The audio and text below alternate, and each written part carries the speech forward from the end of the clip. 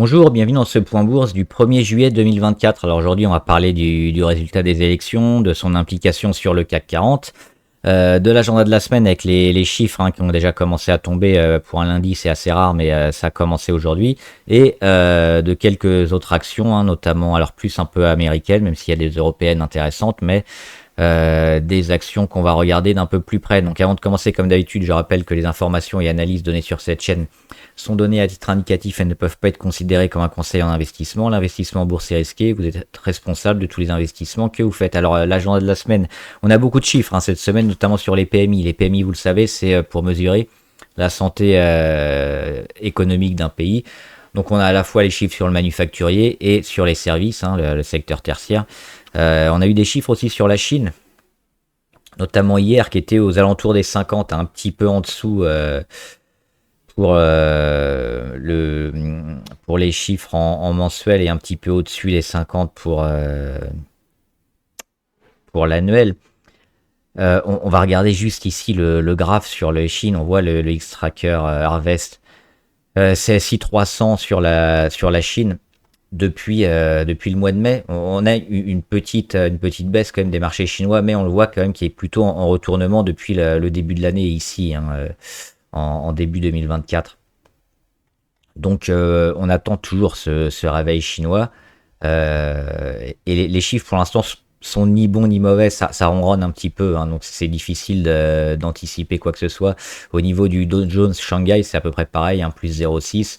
Avec le gros rebond ici du mois de février, et puis depuis pareil le mois de mai on baisse un petit peu, mais on sent quand même que à plus long terme on est plutôt en fin de baisse, et puis on va essayer de retourner la tendance. Mais sur les chiffres ça se voit pas encore. On a eu des chiffres un peu plus de 51 aussi sur les PMI Caixin en Chine. On va regarder un peu ce qui s'est passé en Europe et aux États-Unis, parce que en France notamment, en manufacturier on est à 45,4, en Allemagne on est à 43,5, en Europe on est à 45,8. Donc on voit qu'on est quand même, c'est des chiffres qui sont mauvais, qui signalent quand même une économie un peu au ralenti. Et aux États-Unis, les mêmes chiffres sont tombés à 51,6. Donc toujours une économie américaine plutôt très forte, très résiliente. PMI manufacturier de l'ISM, donc c'est des chiffres un peu différents, qui sont à 48,5. Donc là, on est un petit peu plus bas. Ça donne peut-être la tendance à suivre pour les États-Unis, à savoir enfin le début de ralentissement un peu économique qui va peut-être freiner l'inflation. Ça, c'est toujours sur les États-Unis. Et enfin, l'IPC en Allemagne, on a eu aujourd'hui 2,2 sur l'année. Ça, c'est plutôt bien. Ça confirme que l'inflation en Europe, elle, réussit à baisser et se rapproche des 2%, contrairement aux Américains. On va regarder juste les chiffres avant de regarder le CAC, la suite des chiffres la semaine prochaine, enfin cette semaine. L'IPC en Europe demain, le rapport Jolt sur l'emploi demain également, et puis beaucoup de chiffres sur les PMI, donc c'est la même chose, mais cette fois sur les services. Mercredi, que ce soit en France, en Allemagne, en Europe, en Grande-Bretagne ou aux États-Unis, on aura toute une salve de chiffres. Et enfin, vendredi, on aura notamment le salaire moyen horaire à 14h30, ça c'est important pour la Fed notamment, et la création d'emplois non agricoles. Donc ce sera les principaux chiffres à surveiller durant cette semaine. Un petit point sur le CAC donc, et les élections. Mi-figue, mi-raisin, on le voit sur le CAC parce que on ouvre en gros gap haussier. On va le voir ici. On ouvre avec plus 2,59%, donc tout de suite quelque chose de très vert, d'exceptionnel presque. Et puis finalement, on redescend, on finit la séance à plus 1. Et le léger gap, on l'a presque comblé, mais on voit que c'est un gros chandelier rouge. On a perdu tout dans la séance. On est parti haut et puis petit à petit, on n'a fait que descendre. Un petit point donc, sur l'élection, en victoire du RN comme attendu. Mais pas mal de triangulaires à venir et probablement pas de plein pouvoir et de majorité absolue pour le RN, ce qui fait que a priori il devrait avoir notamment alors le Premier ministre, on ne sait pas encore si ça va être Bardella ou pas, mais ce serait probablement le RN qui aurait un gouvernement, mais en cohabitation donc avec des alliances pour gouverner, et donc ils ne pourront pas faire ce qu'ils veulent, donc ne pas appliquer à 100% leurs idées, leurs programmes. Et donc ça, la bourse aime plutôt bien, parce que si on avait, alors que ce soit la gauche ou l'extrême droite, hein, un parti très fort qui aurait gagné les élections à et qui pouvait avoir plus de 50% des sièges, là la bourse aurait chuté énormément, parce que ce sont des programmes qui risquent de coûter cher. Là, il va falloir faire des concessions, donc a priori la bourse préfère ça. Et on se retrouve dans le même scénario qu'avant, finalement, où on a un peu dégradé et on se retrouve ici au-dessus des 7005 en consolidation, où il va se passer encore une semaine voire deux avant de trouver une tendance véritablement importante. Et finalement, le risque politique qu'on a peut-être exagéré, qu'on a peut-être anticipé, ne va pas aller au-delà de ces 7005 et 7466. Donc c'est tout ce travail-là qui devrait peut-être permettre après au CAC de repartir si les chiffres sont plutôt bons. Alors on verra, hein, et on va continuer de les commenter, et notamment les chiffres des entreprises qui vont avoir peut-être un peu plus d'importance que les chiffres économiques. Et pour le moment, bah, c'est plutôt le statu quo, et puis la tentative de rebond initiée aujourd'hui qui devrait se continuer sur les grosses valeurs qui ont été un peu descendues sur le CAC 40. On va le voir ici. Notamment les valeurs qui avaient un risque politique, les bancaires, les concessions, le secteur de l'énergie. Donc toutes celles-là ont en partie rebondi, même si ils ont un petit peu baissé en cours de journée. Ça reste probablement une opportunité d'achat plutôt intéressante, vu le risque politique relativement faible qui se profile actuellement. On va voir juste les grosses variations, et on voit, alors Téléperformance plus 4,5, mais ils sont toujours dans la range. Mais depuis ici, hein, depuis la mi-juin, on peut se réintéresser à Téléperformance. Hein. On sent qu'il y a probablement la fin de la chute qui a été validée ici, surtout les bancaires, BNP, Société Générale, Crédit Agricole, plus 3,5, plus 3, plus 2,8. Donc on voit que le rebond a été fait, même si on a un chandelier rouge. On est parti trop bas sur les bancaires, et puis même pour le moyen terme, hein, moi j'étais personnellement investi sur la Société Générale. On espère retrouver à moyen terme les 25-26, hein, ce qui était la grosse résistance qu'on avait réussi à passer quand même durant l'année 2023. Donc cette dissolution a quand même permis une trop grosse baisse des bancaires, je pense, qui devrait performer ces prochains mois. On voit aussi au niveau indicateur, hein, la grosse baisse, et finalement plus trop de vendeurs, une période ici d'accumulation, et puis le risque passé, on va certainement petit à petit remonter. C'est pareil pour les deux autres. Dassault Systèmes qui perd un petit peu, mais finalement qui est toujours ici sur sa zone support, hein. C'est celle-là qu'elle doit travailler et tenir pour aller chercher un rebond. Quand on enfoncera, on sera un peu plus pessimiste. Et puis on va voir le luxe et puis le pétrole notamment, hein, qui sont fortement pondérés sur le CAC 40. Alors on l'avait dit, Kering, léger rebond avec un gap haussier, qui signifie peut-être enfin la fin de la baisse, hein, ce rebond-là, avec le gap entre mercredi et jeudi, est intéressant. Et il y a eu également un relèvement d'analystes. Donc même si on va pas se faire un gros rebond en V direct, il y aura certainement du travail, mais le plus dur semble passer sur Kering et puis les deux gros.